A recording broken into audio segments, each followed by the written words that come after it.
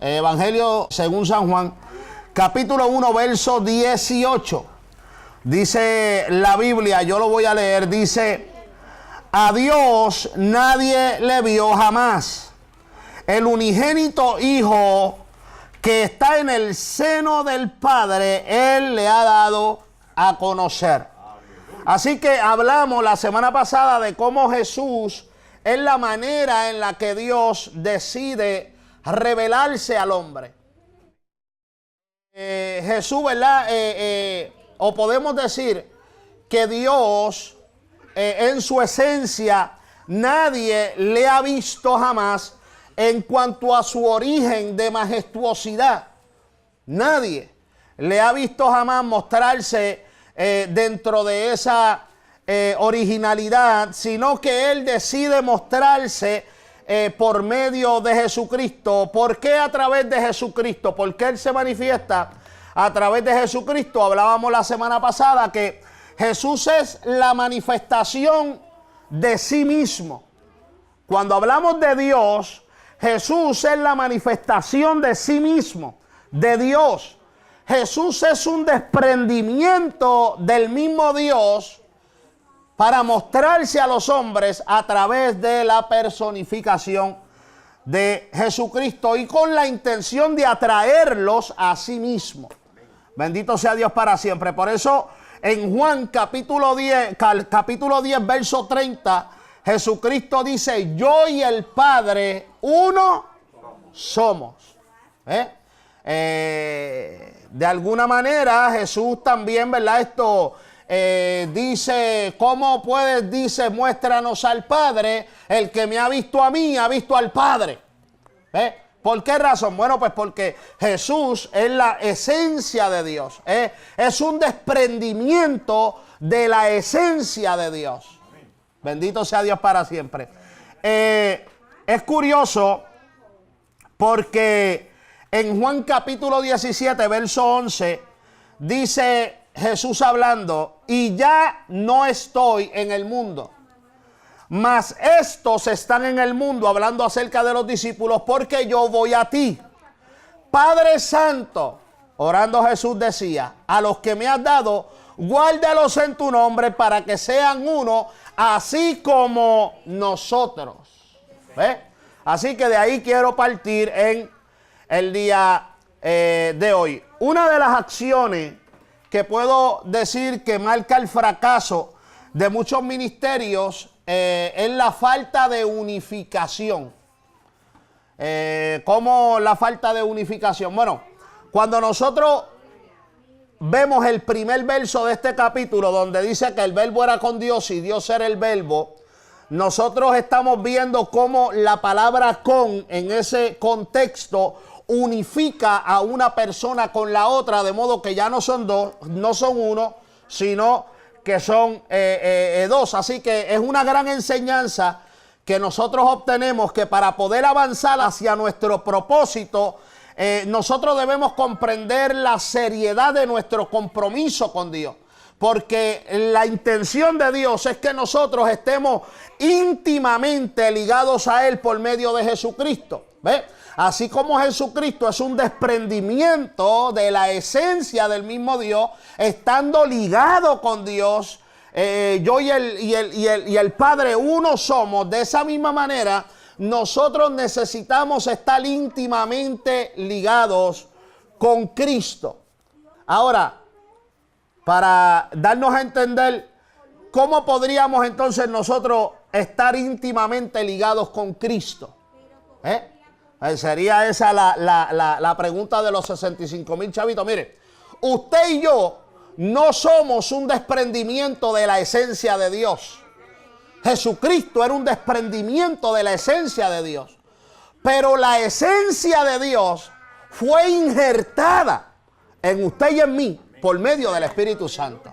Entonces, Jesús es un desprendimiento de la esencia de Dios personificado, pero usted y yo, aunque no somos un desprendimiento de esa esencia, tenemos la esencia de Dios por dentro por medio del Espíritu Santo. Por eso él dijo, yo voy al Padre, es mejor que yo me vaya, porque si yo me voy, él enviará el Consolador, el Espíritu de verdad. Él le guiará a toda verdad y a toda justicia. Él os revelará lo que habéis de hablar. Él os revelará todas las cosas. Así que cuando el Espíritu Santo entra en nosotros, la esencia del mismo Dios está en nosotros por medio de Jesucristo. Por eso es importante que nosotros podamos comprender la palabra que dijo Pablo en Gálatas capítulo 2, verso 20. Vamos allá. Con Cristo estoy juntamente crucificado,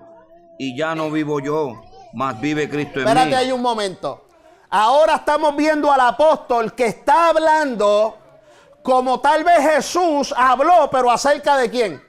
Del Padre. ¿Ve? Entonces, ¿qué está diciendo Pablo? Con Cristo estoy ¿qué? Justamente crucificado. Y ya no vivo yo, sino que más Cristo vive en mí. Entonces ahora estamos viendo a un hombre como usted y como yo, que está diciendo, yo estoy íntimamente ligado a Cristo, que es la esencia o el desprendimiento de la esencia de Dios para revelarse a los hombres. Así que ahora Pablo está diciendo, con Cristo estoy juntamente crucificado, mas ya no vivo. Yo. ¿Quién vive? Cristo en mí. Cristo en mí. Entonces, ahora Cristo y Pablo, ¿quién son? Uno. Hello. Entonces, ¿qué es lo que, por qué yo estoy hablando de la unificación? Porque bueno, aparte de que no hay unidad entre las personas muchas veces, pero una de las cosas que falta en la iglesia es la unificación con Cristo. Porque montones de gente dicen, no, yo soy cristiano, yo soy de Dios, pero no están unificados con Él. Porque Pablo está diciendo que Él está crucificado con Cristo y que ya no vive Él, sino más Cristo vive en Él. Y continúa diciendo el verso. Y lo que ahora vivo en la carne, lo vivo en la fe del Hijo de Dios, el cual me amó y se entregó a sí mismo por mí. Gloria a Dios para siempre. Así que esa conducta es la que nos lleva a vivir una vida triunfando aún en medio de nuestras más o de nuestros más dolorosos momentos. ¿Por qué razón? Bueno, Pablo está diciendo, ya no vivo yo, mas Cristo vive en mí. Entonces él dice que ahora lo que él vive en la carne lo vive en la fe. ¿Ve? En la fe que es en Cristo Jesús. Lo que lo lleva entonces a conocer y a entender que no importa por lo que él esté pasando, él puede vivir o dirigirse a un momento de grande victoria, aún en sus más dolorosos procesos. La Biblia dice, Romanos capítulo 8, verso 35 en adelante. ¿Quién lo consigue por ahí? ¿Quién nos separa del amor de Cristo? ¿Tribulación o angustia o persecución o hambre o desnudez o peligro o espada? Como está escrito, por causa de ti somos muertos todos en el tiempo. Somos contados como ovejas de matadero. Antes, en todas estas cosas, somos más que vencedores, por medio de aquel que nos amó. Aguántate ahí un segundo. Él primero está diciendo que nada nos separará del amor de Dios que es en Cristo Jesús. Entonces, él está diciendo ni persecución ni angustia. Él está presentando unos panoramas dolorosos. Sin embargo, él está diciendo que en medio de todo eso, nosotros somos más que ¿qué? Que vencedores. ¿Ve? Por medio de aquel que nos amó. ¿Ve? Entonces quiere decir que cuando tú estás ligado, por eso ese es el problema de la iglesia. ¿Ve? El problema de la iglesia es que la gente cuando no están ligados, cuando no están íntimamente ligados con Cristo por medio del Espíritu Santo, no pueden soportar los momentos difíciles. Entonces muchas veces el momento difícil te aleja de Dios. Muchas veces el momento difícil te hace desmayar. Muchas veces el momento difícil hace que tú quedes totalmente desesperanzado, que pierdas la fe, que pierdas la esperanza. Entonces, tenemos que entender que lo que hace falta dentro de la iglesia es que la gente se ligue íntimamente con el Espíritu Santo, que no es otra cosa que la misma esencia del desprendimiento de Dios en nosotros. Gloria a Dios para siempre. Hay una frase que me gusta decir y es que cuando tú tienes el Espíritu Santo, tú tienes la fuerza de Dios en ti. Por eso es que él dice, en Cristo somos más que vencedores, por medio de aquel que nos amó. Continúa el 38. Por lo cual estoy seguro de que ni la muerte, ni la vida, ni ángeles, ni principados, ni potestades, ni lo presente, ni lo porvenir, ni lo alto, ni lo profundo, ni ninguna otra cosa creada nos podrá separar del amor de Dios, que es en Cristo Jesús, Señor nuestro. Mire qué principio interesante, porque esto descarta el servir a Dios con un pensamiento independiente. Fíjese que Pablo primero dijo, ya no vivo yo, ahora vive ¿quién? Cristo en mí. Entonces, cuando tú estás ligado íntimamente con el Señor por medio del Espíritu Santo, entonces Pablo dice, ahora no vivo yo, ahora vive Cristo en mí. Y cuando es Cristo el que vive en ti, entonces todos los reveses de la vida, todos los momentos difíciles por los que yo pueda atravesar, yo los voy a vencer, porque yo soy más que vencedor en Cristo Jesús. Yo soy más que vencedor porque Él venció y Él me ha dado la victoria, porque ahora somos uno. Ahora no, ahora Él está conmigo. Ahora yo tengo la fuerza de Dios en mí. Pero este principio descarta lo que es servir a Dios con un pensamiento independiente. ¿Ves? A Dios hay que servirle. Escucha esto bien lo que voy a decir ahora. A Dios hay que servirle con la capacidad de pensar independientemente, pero sometiendo nuestra independencia a la sujeción de quien es la cabeza. Mire qué principio nos presenta la palabra aquí, que nosotros podamos entender que Dios no está buscando roboces. Dios te ha dado la capacidad de pensar independientemente, pero el deseo de Dios es que tú rindas esa capacidad y la sometas a la voluntad de Él. ¿Ve? Bendito sea el nombre del Señor. Por eso, mire, Primera de Corintios capítulo 11, verso 3. Y disculpe que lo haga brincar de versos, pero es que no quiero perder este material. Primera de Corintios capítulo 11, verso 3. Pero quiero que sepáis que Cristo es la cabeza de todo varón, y el varón es la cabeza de la mujer, y Dios la cabeza de Cristo. Cristo es la cabeza de todo varón, y el varón es la cabeza de la mujer, y Dios la cabeza de Cristo. Así que, mire, prácticamente, y quiero que usted entienda esto, aún el mismo Cristo sometió su capacidad de pensar independiente a la sujeción de quien es la cabeza. Fíjense que a veces uno dice, pero ¿y cómo es eso? Explícame eso. Bueno, cuando nosotros miramos el panorama que se vivió en el Getsemaní, estamos viendo a Cristo humanamente agotado, humanamente sabiendo lo que había de acontecer, el dolor intenso que le esperaban en las horas siguientes, y Él ora y dice, Padre, si es posible, pasa de mí esta copa. Así que miren lo interesante de esto. Jesús es un desprendimiento de la esencia de Dios, personificándose en Jesús para revelarse a los hombres. Pero aún así, Jesucristo tiene la capacidad de pensar independientemente. Y dice, si es posible, pasa de mí esta copa. Si es posible, no me hagas pasar por esto. Pero Él rinde ante quien es la cabeza su capacidad de pensar independiente y somete esa capacidad a quien es la cabeza. Y luego dice, pero hágase tu voluntad, no la mía. Ahora, la pregunta es, ¿está la iglesia íntimamente ligada con el Espíritu Santo? ¿Realmente estamos ligados íntimamente con el Espíritu Santo? Lo estaremos, porque cuando nosotros miramos este panorama y miramos esta porción bíblica y nosotros estamos tratando de identificarnos gracias con esto, nosotros tenemos que darnos cuenta que muchas veces nos falta el carácter y que muchas veces realmente no estamos completos y que no podemos decir como dijo Pablo, con Cristo estoy juntamente crucificado, mas ya no vivo yo, vive Cristo en mí. Por lo cual lo que ahora vivo, lo vivo en la fe del Hijo unigénito del Padre. Entonces, esto es curioso, gloria al nombre del Señor, porque hoy en día el ser humano quiere alterar estos principios que son fundamentales en cuanto a la palabra del Señor. Hoy en día estamos viendo hombres que quieren liderar movimientos y ministerios sin rendir su capacidad de pensar independiente a quien es la cabeza. El libro de Apocalipsis nos lo revela de una manera impresionante. Porque Jesús dice, yo estoy a la puerta y ¿qué? Y llamo. Le está hablando a la iglesia. Entonces una iglesia que tiene a Jesús afuera es una iglesia que piensa independientemente. Dice, aquí yo estoy a la puerta y llamo. Si tú abres, yo entro.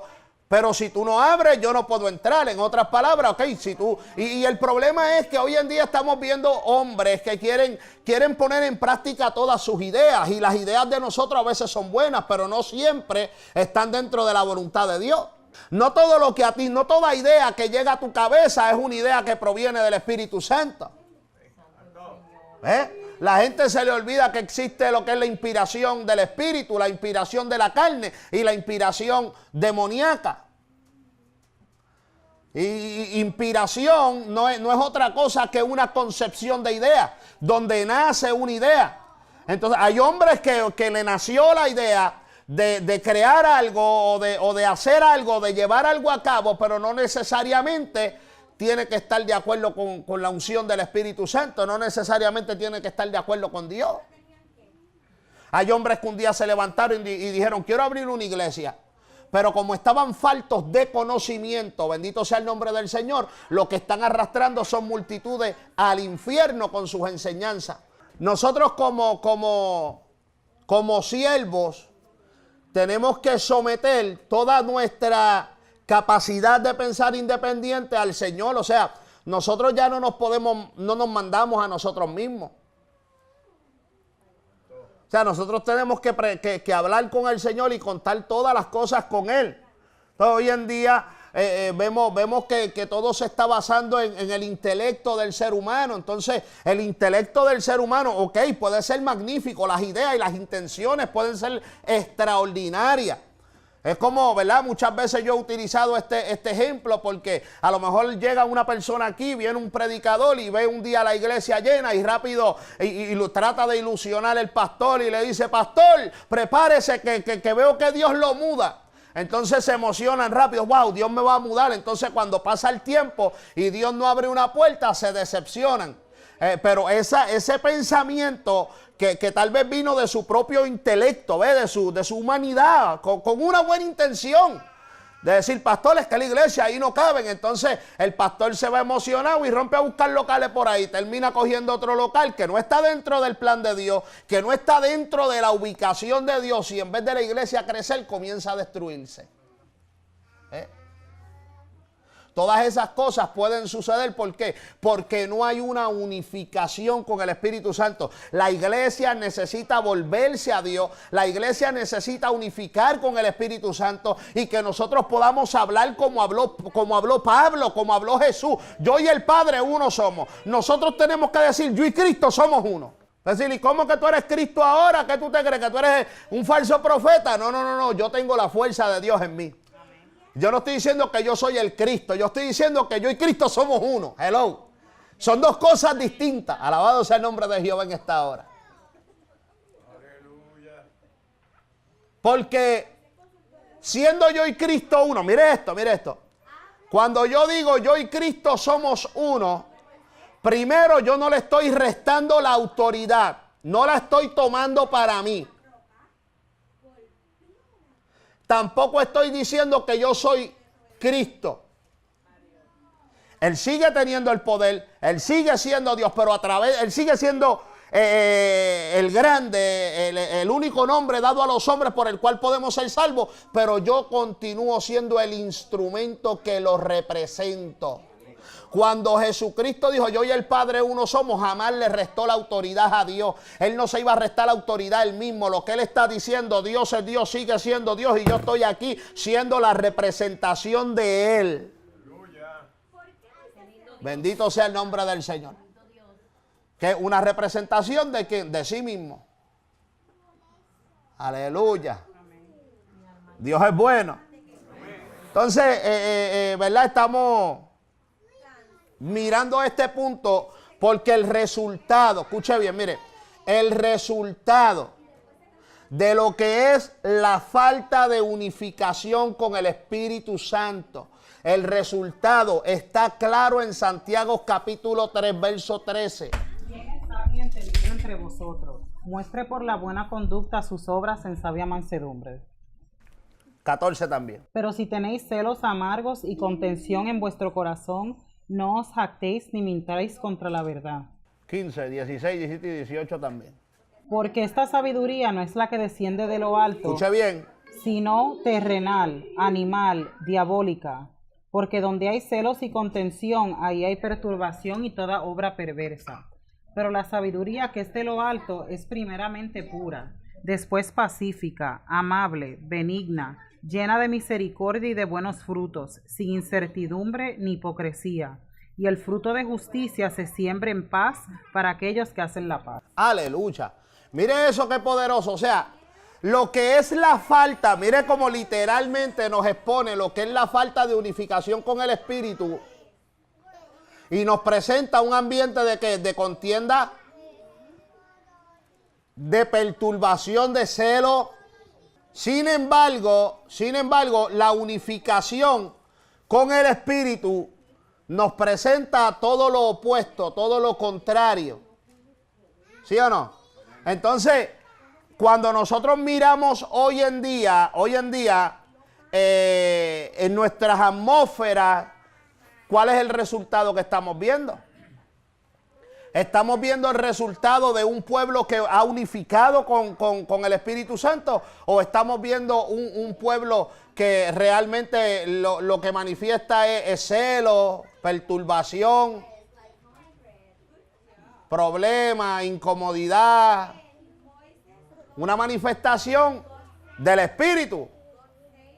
Gloria a Dios para siempre. Así que mire lo que rendir nuestra capacidad de pensar independiente nos permite rescatar por medio del Espíritu Santo un ambiente totalmente distinto al que hoy en día se respira.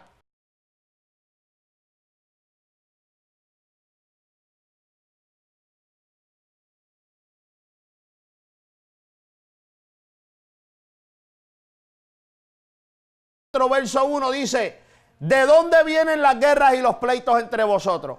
No es de vuestras pasiones las cuales combaten en vuestros miembros. Así que mire por qué estamos hablando de rendir nuestra capacidad de pensar independiente. Porque cuando tú rindes tu capacidad de pensar independiente y ahora no vives tú, vive Cristo en ti, entonces tú no estás manifestando lo que hay en tu naturaleza caída, sino que manifiestas lo que hay en la naturaleza de Dios, en la naturaleza divina. ¿Ves?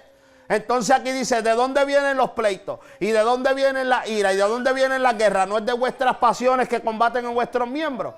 Entonces, cuando nosotros vemos lo que se está manifestando hoy en día dentro del mundo eclesiástico, aquí no estoy hablando de religión, de denominación ni de concilio alguno. Estoy hablando de la iglesia universal. Cuando miramos las cosas que están aconteciendo, la separación, la división, la tiraera, las guerras que hay, hoy en día estamos viendo literalmente una iglesia carnal. Una iglesia que lo que vive es tirando, señalando, criticando. Una iglesia carnal. Una iglesia que vive totalmente, que no ha podido rendir su capacidad de pensar independiente. No pueden decir que son con Cristo uno. Porque es que es imposible que tú puedas decir que tú y Cristo son uno y que tú no manifiestes el amor de Cristo. ¿Qué dice la Biblia? ¿Que Dios es qué? Es amor. ¿Y qué fue lo que Jesucristo manifestó? Que Él dijo: yo y el Padre uno somos. Un amor impresionante. Murió en el que dice la Biblia que Él no escatimó el ser igual a Dios como cosa que aferrarse. Se lanzó hasta la muerte. Y todo eso, ¿por qué lo hizo? Por amor. Entonces, Él manifestó que Él era uno con Dios. Pero nosotros manifestamos que somos uno con Cristo. Fíjense, miren lo interesante, porque comenzamos con un verso, dentro de los primeros versos que leímos, dice, ¿verdad? Yo no estoy en el mundo, decía Jesús, mas ya, ellos están en el mundo, pero yo me voy a ti. Y dice Juan 17:11, Padre Santo, a los que me has dado, guárdalos en tu nombre, para que sean uno así como nosotros. Mire, viviendo esclavos de la naturaleza caída, que no es simple y sencillamente cuando nosotros nos rendimos nuestra capacidad de pensar independiente, cuando no la rendimos a la voluntad de Dios, lo que hacemos es que vivimos esclavos de nuestra naturaleza caída. Y lo que eso manifiesta son deseos carnales. La Biblia dice que la carne está viciada conforme a los deseos engañosos. Do you hear me now? Ok, déjame explicarte esto. La palabra viciada, ¿alguien sabe lo que es tener un vicio? Un vicio es una adicción, es un desespero, una ansiedad por satisfacer, ¿verdad? Aquello, por ejemplo, ¿verdad? El que se enferma, ¿verdad? Porque tiene un vicio de droga, lo que desea satisfacer ese vicio, ¿verdad? Consumiendo. Entonces, la carne está viciada conforme a los deseos engañosos. ¿Ve? Cuando nosotros no nos sometemos a Cristo, nuestra carne lo que hace es que se desespera. ¿Por qué? Por satisfacerse con deseos pecaminosos. Por eso es que cuando no tenemos a Cristo, vivimos a merced de ¿qué? De que no nos importa mentir, de que no nos importa hacer lo malo, de que no nos importa robar, porque hay gente que piensa en robar, pues sacar una pistola y asaltar un banco. No, usted roba de 20,000 formas diferentes. Hay gente que roba en el supermercado, hay gente que roba en los cupones, hay gente que roba en los taxes. Robar es robar, y cuando se presente uno ante el gran trono blanco, ahí no va a haber truco que valga. Alabado sea Dios, ahí te van a sacar la papeleta y te van a desmentir y vas a pasar un bochorno y vas a terminar pasando la eternidad con tremendo aliado. El anticristo, el falso profeta y el mismo diablo en persona. Entonces, cuando no nos rendimos ante el Señor, vivimos a merced de la carne. Y la carne, ¿qué es lo que quiere? Pecar. Por eso la Biblia dice desde el principio que los pensamientos del hombre eran de continuamente el mal. Tú dices, pero está bien, pero yo no robo, yo no le hago daño a nadie. Yo no me meto en nada de eso, yo no hablo, yo trato hasta de ni hablar malo. Hay gente que tratan de vivir una vida lo más decente que pueden. Pero cuando se tienen que analizar, porque a veces viven con unas raíces de amargura terrible, a veces tienen un odio por un compañero en el trabajo, yo no lo soporto, donde le veo los pies le quiero ver la cabeza. Entonces hello, ¿qué se está manifestando en ti? ¿No está el deseo de satisfacer la carne ahí? Porque la carne lo que tira es para el pecado. Ese odio, ese resentimiento, Satanás es un truquero. Satanás no juega. Hay gente aquí que este estudio los está partiendo por el mismo medio. Y están ahí con caritas así de perro lloviznado, pero el estudio los parte por medio. Que es la palabra, no soy yo. Alabado sea Dios para siempre. Hay gente que se creen que son astronautas, están más cerca del cielo que de la tierra. Lamentablemente, Romanos capítulo 7, verso 21 nos certifica y nos deja claro saber que nosotros estamos constantemente ligados a nuestra carne y a nuestra humanidad. Si no nos ligamos íntimamente con Cristo, jamás vamos a poder vencer el mal que hay en nuestra naturaleza caída. Romanos 7:27, 7:21 hasta el 24, perdóname. Así que queriendo yo hacer el bien, hallo esta ley, que el mal está en mí. Espérate, aguántate ahí, léelo otra vez para los que no lo oyeron. Así que queriendo yo hacer el bien, hallo esta ley, que el mal está en mí. Ok, ¿y quién está escribiendo esa carta? El apóstol Pablo, ¿verdad? Que Pablo no era ningún mequetrefe. Pablo era un hombre de Dios, hombre que Dios utilizó tremendamente. Y Pablo está diciendo que queriendo hacer el bien haya una ley en él, que el mal está en él. O sea, que él no se puede desligar de eso. La única manera de poder vencer eso es ligándonos íntimamente ¿con quién? Con el Cristo de la gloria. Por eso él dijo, ya no vivo yo, vive Cristo en mí. Ahora continúa los versos hasta el 24. Porque según el hombre interior, me deleito en la ley de Dios, pero veo otra ley en mis miembros, que se revela contra la ley de mi mente y que me lleva cautivo a la ley del pecado que está en mis miembros. miserable de mí, ¿quién me librará de este cuerpo de muerte? Alabado sea Dios para Gracias siempre. doy a Dios por Jesucristo, Señor nuestro. Así que yo mismo con la mente sirvo a la ley de Dios, más con la carne a la ley del pecado. Gloria a Dios. Ahí está. Ahí está. O sea, quiere decir que muchas veces, por eso es que si usted se pone a analizarse ahora, analícese ahora mismo, vamos. No, olvídese hasta de ahorita, analice sus pensamientos ahora mismo. ¿Está usted pensando en el espíritu o está usted pensando en la carne? Porque si tú estás pendiente al camarógrafo, estás pensando en la carne. Si estás ahí rompiéndote la cabeza y hablando, mira, estás en la carne, estás ido. Necesitas alinearte al espíritu y pasar al frente y lloro por ti. ¡Aleluya! Sí, no, porque es que eso es la mente carnal. ¿Ves? Que está ahí, ese pensamiento está ahí, pero ese pensamiento, ¿qué es lo que tú haces? Lo desligas, lo llevas cautivo a la obediencia a Cristo, porque ahí es donde tú renuncias y sometes tu capacidad de pensar independiente. Y dices, ¿sabes qué? Yo no me voy a romper la cabeza con esto, la palabra está mejor que Dani. ¿Sí o no? ¿Sí o no? Uno dice, la palabra está mejor. Entonces, ¿qué es lo que tú haces? Somete. Por eso hay que realmente entender esto, amado. Hay que entender esto. Porque mire, nosotros estamos aquí dando una clase. Y por la falta de espacio tenemos una división que hacemos los miércoles para que los niños también encajen ahí. Si usted no se conecta conmigo, usted no se desconecta de los niños. Pero los niños necesitan también su espacio. Entonces, tiene que haber un desligamiento por algún lado para usted conectarse. Eso se puede lograr con el Espíritu Santo. Porque es fácil yo quitar las paredes y decir, pues vamos a coger clase aquí los adultos y los niños pues que se vayan a bañar y los jóvenes también. Y no pensamos en nadie. ¿Pero qué? En esta iglesia no nos limitamos al espacio. Tratamos de hacer lo que se puede.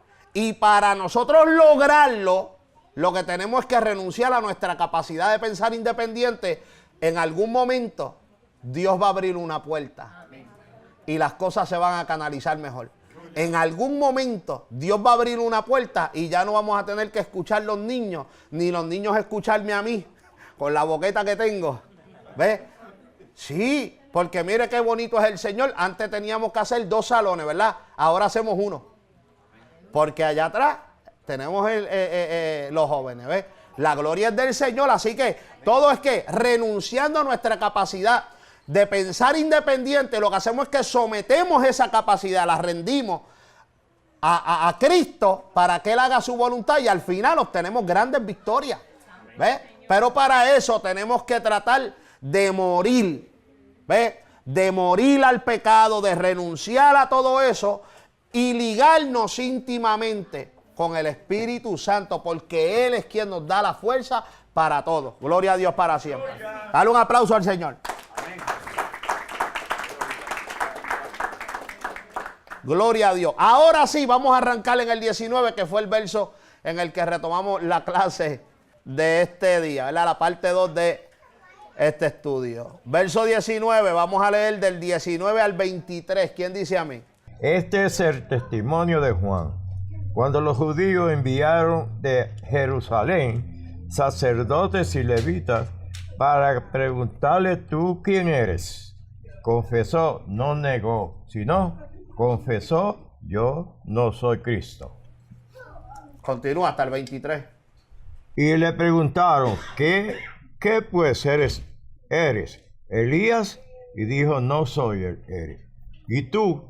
¿Profetas? Y respondió, no. Le dijeron, pues, ¿quién eres?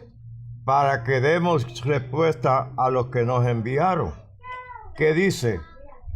De testimonio, decimos, dijo, yo soy la voz de uno que clama en el desierto, enderezad el camino del Señor, como dijo el profeta Isaías.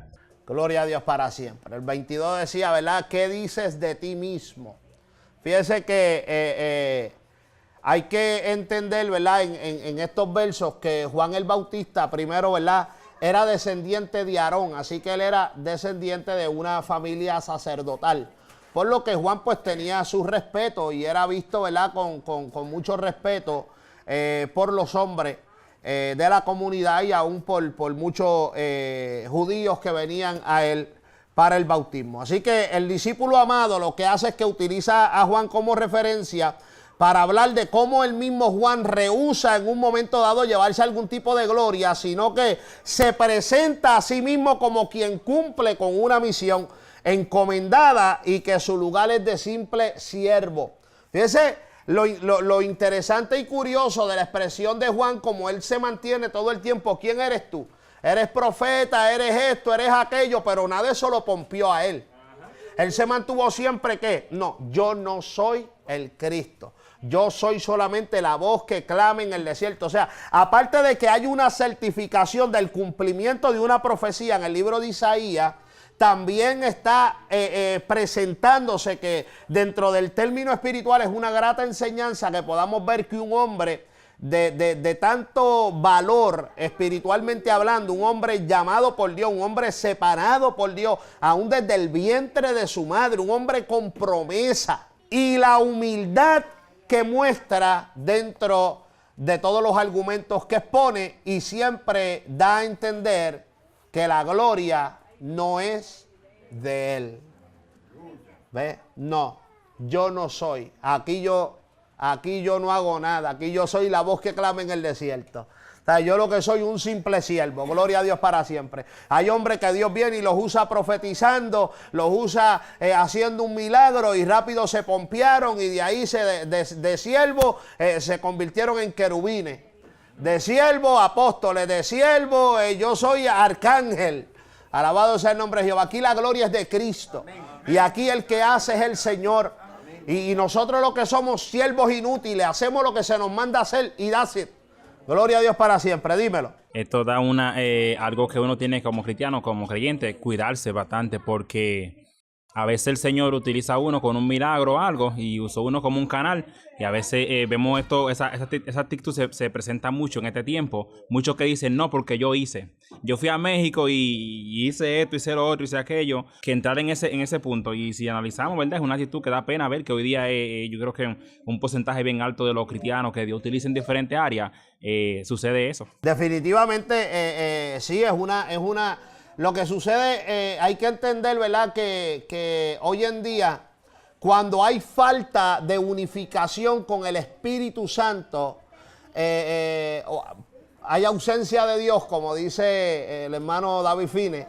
Cuando hay ausencia de Dios, entonces existe lo que es la manifestación carnal, aparte de que es una sabiduría animal terrenal y también diabólica. Así que todo está entremezclado dentro de lo que el ser humano busca en su naturaleza caída, porque el hombre que no está fortalecido en Dios se mueve bajo su propia carnalidad, pero también es una presa fácil del enemigo para ser seducido y dirigido a todo lo que va en contra del orden establecido por Dios. E inclusive nosotros podemos notar en hombres la altivez y la vanagloria de lo que Dios está haciendo. Entonces eso nos proyecta y nos permite ver que de una manera u otra tal vez puede ser usado por Dios, pero muchas veces su actitud, su ego lo elevan a tal manera que lamentablemente ellos mismos se destituyen o son destituidos de la gloria de Dios. Y él literalmente podemos verlo en la Biblia, donde dice, ¿verdad?, que el Señor en aquel día vendrán y le dirán, en tu nombre profetizaba, echaba fuera demonios,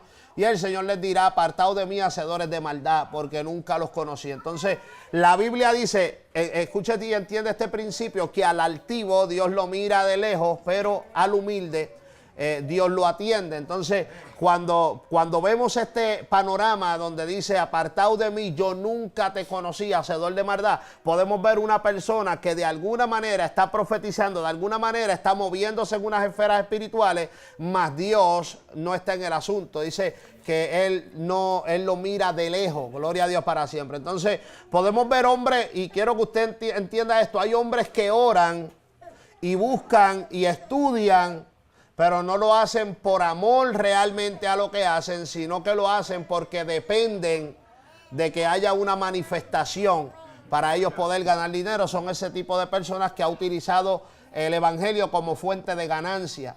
Así que lo vemos, hay de todo en la viña del Señor. Pero lo importante, ¿verdad? Y lo interesante aquí es poder ver la actitud de Juan el Bautista de humildad y cómo siempre se presenta a sí mismo como un simple siervo, y la gloria siempre perteneciéndole al Señor. Verso 24 y 25. Y los que habían sido enviados eran de los fariseos.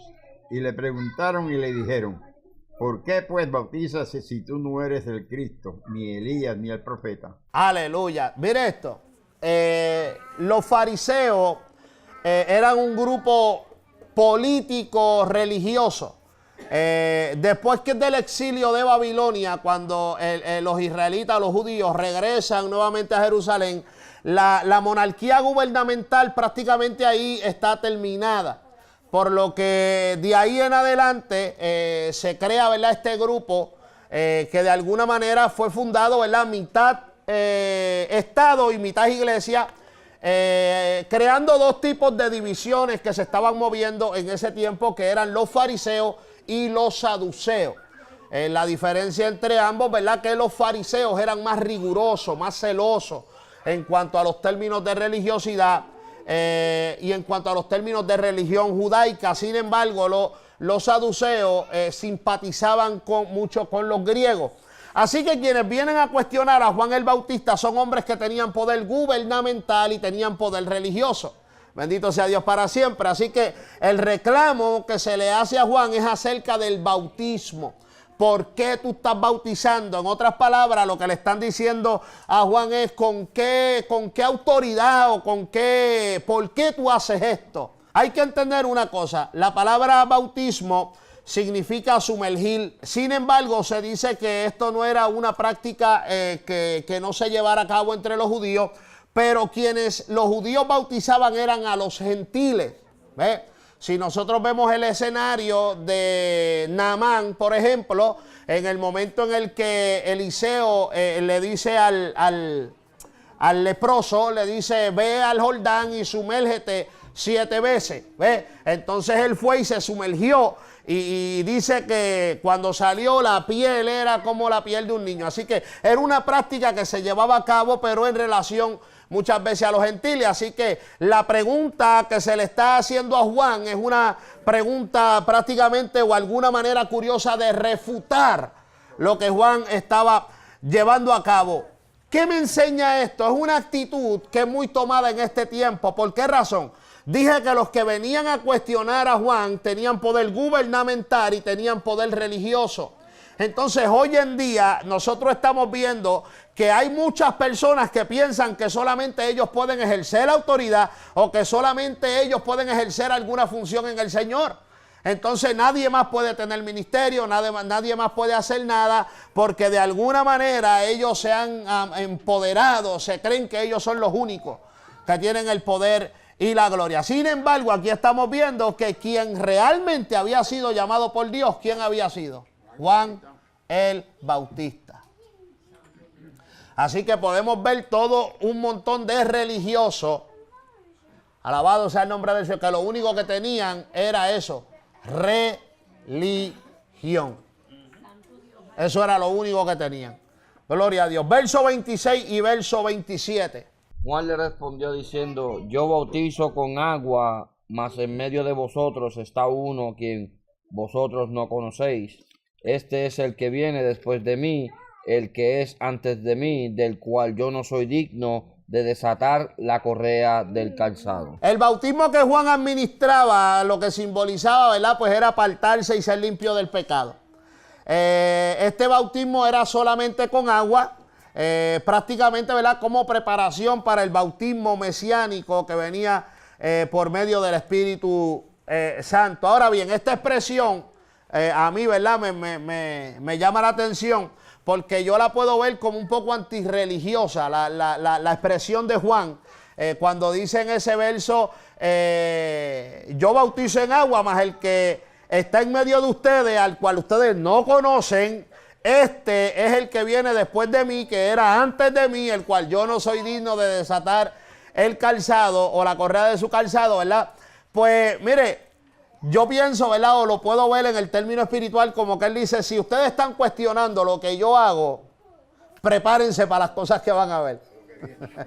Prepárense para lo que viene, porque el que viene, el que se va a manifestar, no va a venir con agüita, echártela por encima y él se los va a bautizar con Espíritu Santo y fuego. Bendito sea el nombre del Señor. Lo lindo de esto, mire lo lindo de esto, es que Juan hace una expresión al final que dice, del cual yo no soy digno de desatar la correa de su calzado. O sea, en otras palabras, el que viene detrás de mí, ese sí que sí. Y yo te aseguro una cosa, yo no estoy a su nivel. Alabado sea Dios. Yo no sé cuántos aquí pueden decir, no, yo tampoco estoy a ese nivel. Aleluya. Yo no estoy a ese nivel. Gloria al Señor. Verso 28, yo lo voy a leer y luego alguien me lee el 29. Dice, estas cosas sucedieron en Betábara, al otro lado del Jordán, donde Juan estaba bautizando. Así que estas cosas sucedieron en el desierto donde Juan bautizaba.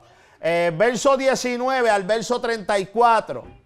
29, perdón, al 34. Y vio Juan a Jesús que venía a él y dijo, he aquí el Cordero de Dios que quita el pecado del mundo. Este es aquel que quien yo dije, después de mí viene un varón, el cual es antes de mí, porque era primero que yo. Y yo no le conocía más para que fuese manifestado a Israel. Por esto vine yo bautizado con agua. También dio Juan testimonio diciendo, vi al Espíritu que descendía del cielo como paloma y permaneció sobre él. Y yo no le conocía, pero el que me vio a bautizar con agua, aquel me dijo, sobre quien vea descender el Espíritu y que permanece sobre él. Ese es el que bautiza con el Espíritu Santo. Y yo le vi y he dado testimonio de que este es el Hijo de Dios. Gloria a Dios para siempre. Bien, este escenario o la descripción de este escenario, quiero que usted entienda que, ¿verdad?, literalmente a flor de la lectura no lo podemos interpretar si no lo analizamos. Juan y Jesús eran primos. De alguna manera tenemos que poder ver que Juan no sabía que Jesús era el Mesías.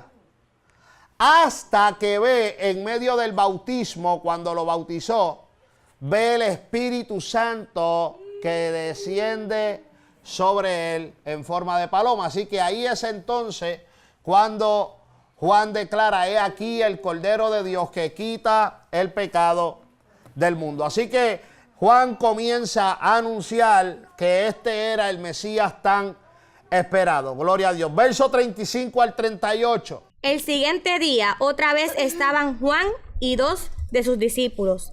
Y mirando a Jesús que andaba por allí, dijo, he aquí el Cordero de Dios. Le oyeron hablar los 2 discípulos y siguieron a Jesús.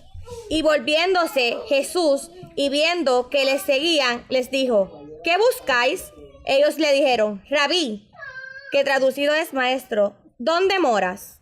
Continúa hasta el 42, corrido. Les dijo, venid y ved. Fueron y vieron dónde moraba, y se quedaron con él aquel día, porque era como la hora 10. Andrés, hermano de Simón Pedro, era uno de los 2 que habían oído a Juan y habían seguido a Jesús. Este halló primero a su hermano Simón y le dijo, hemos hallado al Mesías. Y le trajo a Jesús, y mirándole Jesús dijo, tú eres Simón, hijo de Jonás, tú serás llamado Cefas. ¿Qué quiere decir Pedro? Amén, gloria a Dios. Bien, estamos a tiempo todavía, quiero expandir algo aquí, porque es interesante notar la realidad del llamado de cada uno de los hombres que Dios llamó, los discípulos. ¿Por qué razón? Porque debido a la expresión de los religiosos, escuche bien y présteme mucha atención a lo que voy a hablar ahora. Debido a la expresión de los religiosos o del concilio en Hechos 4:13, vaya conmigo, Hechos 4:13, búsquelo por ahí, Hechos 4:13. Entonces, viendo el denuedo de Pedro y de quién, y de Juan, y sabiendo que eran hombres sin y de él, se maravillaban y le reconocían que habían estado con Jesús. Debido a esta expresión de parte de los religiosos, han categorizado siempre a los discípulos como gente que fueron escogidas porque a Dios le dio la gana. Que esa gente eran unos pecadores que estaban a lo loco. Sin embargo, lo que esa expresión denota es que ellos no eran personas con estudios y preparación. Mire, lo único que esto expone claramente es que estos hombres no eran de alta sociedad y tampoco habían sido instruidos por los movimientos de mayor prestigio. Eso es lo único que eso denota. Sin embargo, es interesante ver que los versículos que leímos permiten que podamos ver un panorama parecido al que vemos hoy en día. Primero, esos hombres esperaban al Mesías, ¿sí o no?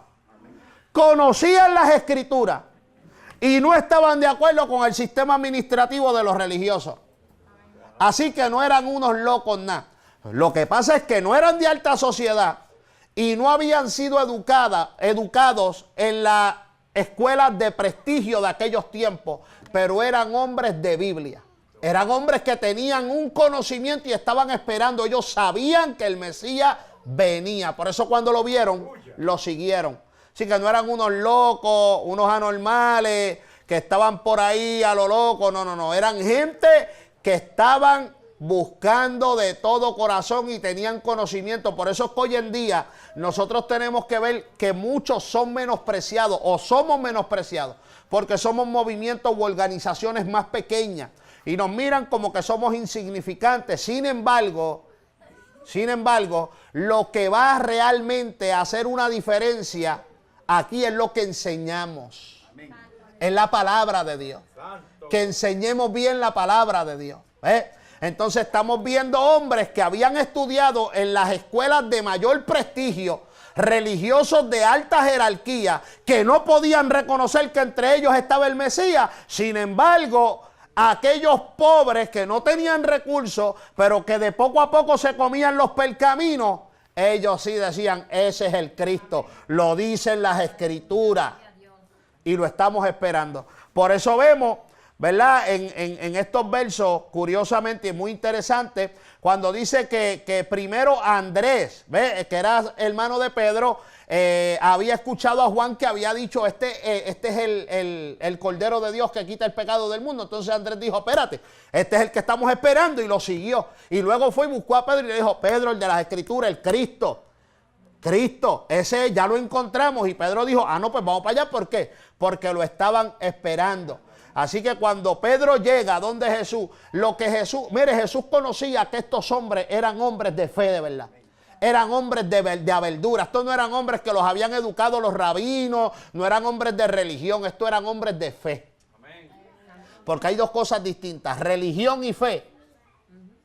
Hay que separar esas dos palabras. Religiosos cualquiera, pero hombres de fe son hombres de fe.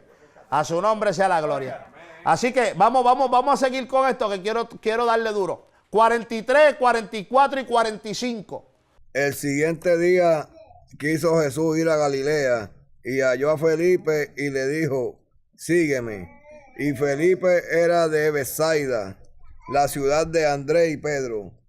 Felipe halló a Natanael y le dijo, hemos hallado a aquel quien escribió Moisés en la ley, así como los profetas, a Jesús, el hijo de José de Nazaret. Gloria a Dios. Así que estos versos nos confirman nuevamente el conocimiento que estos hombres tenían.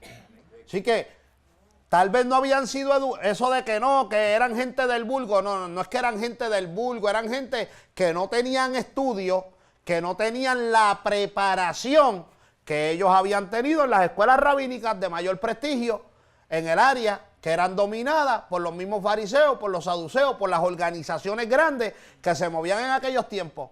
Entonces hoy en día, si nosotros salimos de aquí, nos vamos por ahí, preguntan, ¿y de qué iglesia ustedes son? Ah, pues nosotros somos la Iglesia de Avivamiento de Kissimmee.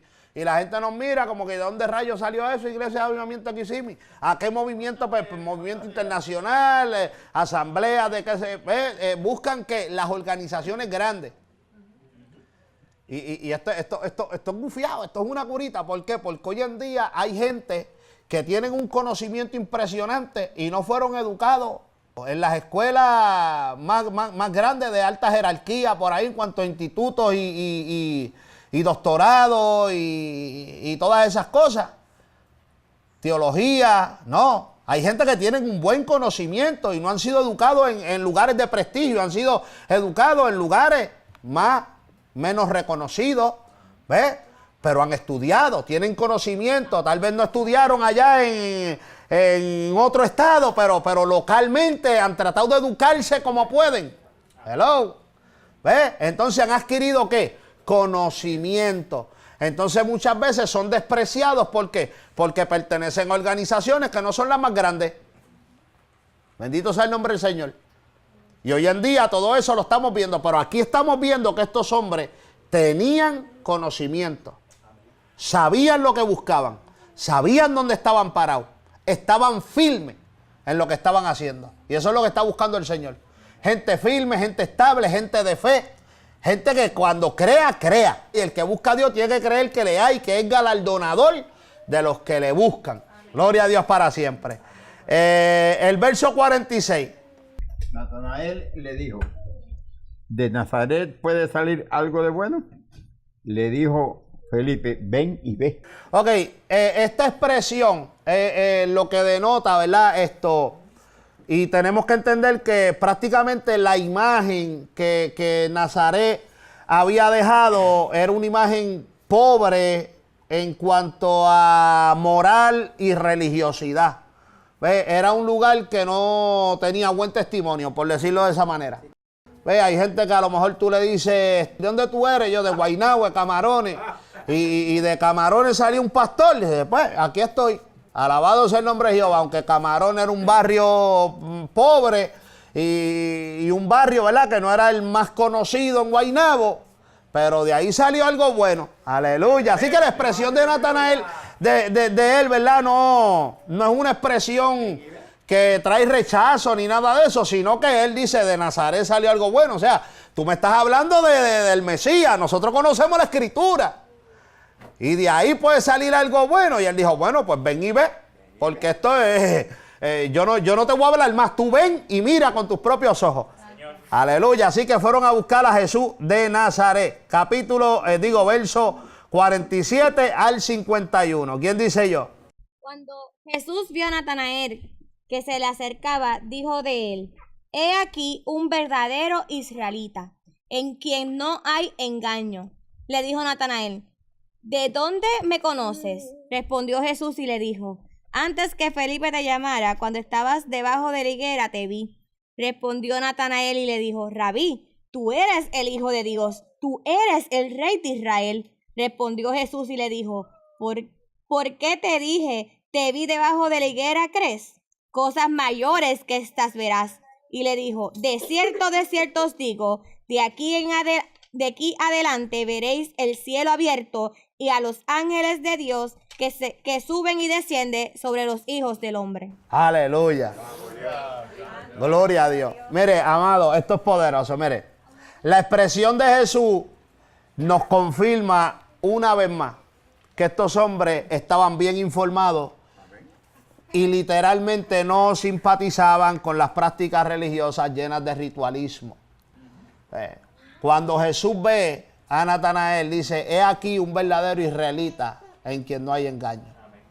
O sea, en otras palabras, le está diciendo, este hombre sabe dónde está parado, sabe lo que está buscando, sabe hacia dónde se dirige.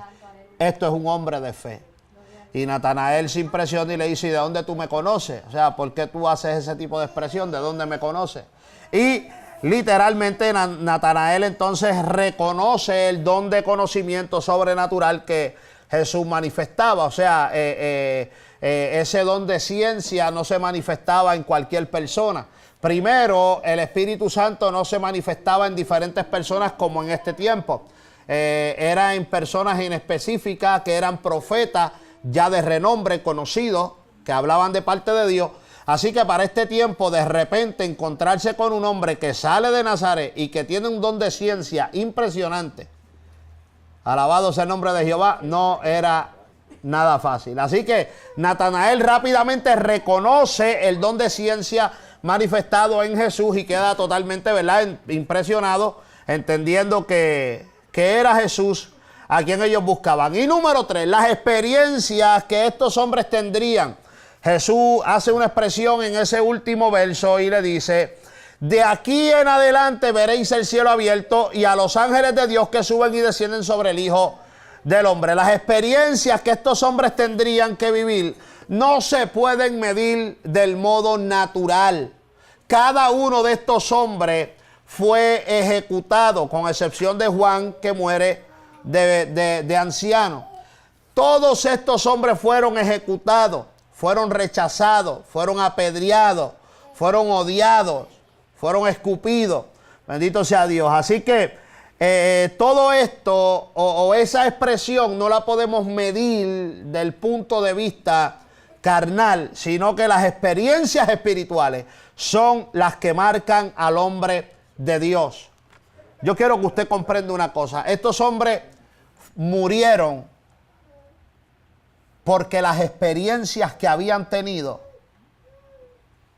no pudieron negarlas y murieron declarando lo que ellos habían visto. La iglesia de este tiempo lo que tiene es falta de experiencias espirituales. Por eso es que cualquier cosa los tambalea y los tumba. Porque la experiencia espiritual cambia y transforma al hombre. Yo hablaba la semana pasada de cómo estos hombres eran hombres normales, cobardes, hombres con temores, con miedo. Cuando Jesús es crucificado, ellos huyen, corren, se dispersan. Pensaban todo se acabó, estaban desanimados, angustiados, tristes. Sin embargo, una vez Jesucristo se revela a ellos resucitado. Es más, vamos a obviar esa parte. Una vez ellos declaran que habían visto a Jesús resucitado, aunque los demás no estuviéramos ahí, la historia narra que hubo una transformación en ellos. De hombres cobardes, llenos de miedos y de temor, se convirtieron en hombres llenos de valor. Tanto valor que murieron, unos crucificados con la cabeza para abajo, otros descuartizados, otros apedreados. Pero murieron certificando que Jesucristo se había levantado de entre los muertos. Y que vendría nuevamente por su iglesia. Lo que es la experiencia te marca. Yo no estoy aquí porque a mí me vinieron con cuentos de hadas. Yo estoy aquí porque cuando yo estaba en la cárcel fue una experiencia. Yo estoy aquí porque experiencias marcaron mi vida, porque cuando yo tenía 8 para 9 años, Dios marca mi vida con una experiencia del rapto de la iglesia. Eso marcó mi vida, yo continué creciendo, me aparté, cometí montones de errores, pero esa experiencia marcó mi vida. Cuando estoy en la cárcel, recibo una visitación de parte de Dios, donde Dios habla a mi vida y me dice, estás como estás porque quieres, pero yo te puedo levantar. Entonces, yo no salí de la cárcel a servirle al Señor porque yo quería ser religioso. Lo que me ha mantenido aquí en medio de rechazos, en medio de angustias, en medio de pruebas, en medio de batallas. ¿Usted cree que ha sido fácil llegar hasta aquí? No, no ha sido fácil llegar hasta aquí y esto es nada. Esto es nada y no ha sido fácil llegar hasta aquí. Imagínese tratar de seguir escalando. Pero yo estoy aquí por unas experiencias que me marcaron. He llegado hasta aquí por unas experiencias que me marcaron. Y hasta el día en que deje de faltarme el aliento o Cristo venga, yo voy a seguir caminando hacia el frente, intentando escalar, porque unas experiencias me marcaron. La iglesia necesita experiencia. Y esas experiencias vienen cuando hay una conexión, cuando íntimamente nos ligamos con el Espíritu Santo. Cuando decimos como Pablo, ya no vivo yo, vive Cristo en mí. Aleluya. A su nombre. Gloria al Señor. La semana que viene continuamos con el capítulo 2. Gloria a Dios. Así que esperamos que esta clase haya sido de bendición. Amén. Que se hayan gozado con estos versos y con las enseñanzas que hemos podido extraer de este capítulo. Así que la semana que viene seguimos con más. Dios me los bendiga. Si esta clase fue de bendición a tu vida y de edificación, no olvides darle me gusta y suscribirte a nuestro canal para que así puedas recibir notificación cada vez que subimos un video. Estamos subiendo estas clases para que sean de grande bendición y edificación para tu vida. Dios te bendiga.